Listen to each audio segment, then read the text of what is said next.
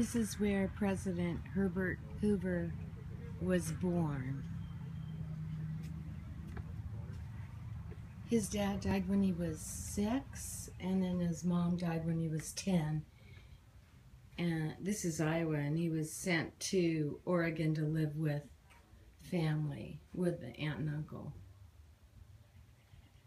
But here's the house. Here's the master bedroom in here. Has like a little trundle bed. Isn't that cute?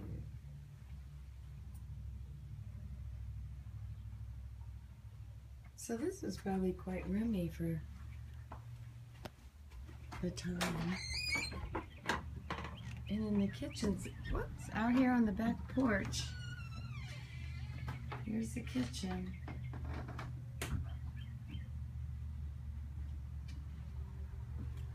Boy, Iowa's green. This little garden.